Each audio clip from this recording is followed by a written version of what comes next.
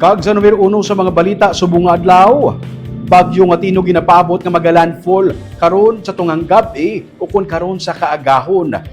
Northern Negros, mukon porsyon sang Northern Negros, ang ginpaidalom na sa tropical cyclone wind signal number 3.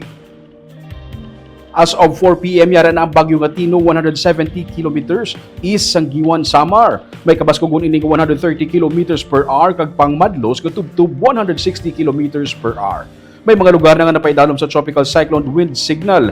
May ukuna sa napaidalom sa signal number 3 ang southern portion sang Eastern Samar, central portion sang Leyte, northern and central portion sang Cebu pati na Bantayan Island, the northern portion of Negros Oriental nga nagalakip sang Valle Hermoso, Canlaon City kag Gihulngan, ang northern portion sang Negros Occidental nga nagalakip sang Hinigaran, Moises Padilla, Isabela, La Castellana, Pontevedra, San Enrique, La Carlota, Cadiz City, Bago City, Enrique B. Magalona, Tuboso, Valladolid, Salvador Benedicto, Sagay City, Bacolod City, Murcia, Escalante City, Calatrava, San Carlos, Silay, Pulupandan, Victorias, Talisay, Manapla, Guimaras kag eastern portion sang Iloilo.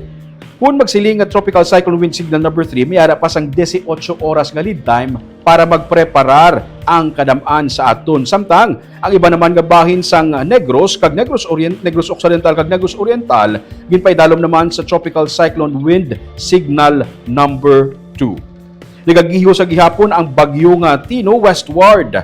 Si Tino ang ginapaabot nga ma-initial landfall sa vicinity sang southern portion sang Eastern Samar, Leyte, Southern Leyte ukon Dinagat Islands subong nga gabi ukon karon kaagahon. Si Tino gina-forecast nga maga-initial landfall nga mayara sang kabaskugon nga 150 to 165 kilometers per hour.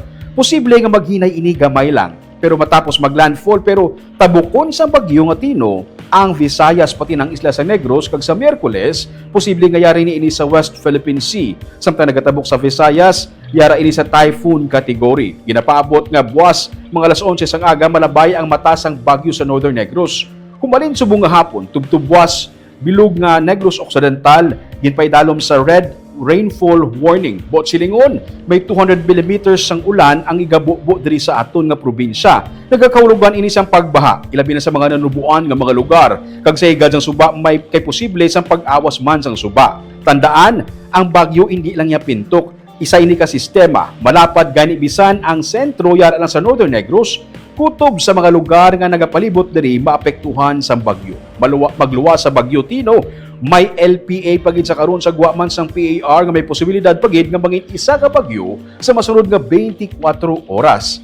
Kay na sa aton nga paglibot sa Bacolod City, na miyara na sang ginpapanaog na ang pila ka mga higante nga mga commercial billboards sa Dalan B sa Aquino Drive kag Lacson Street bilang pagpangaman man sa pagsulod sang bagyo.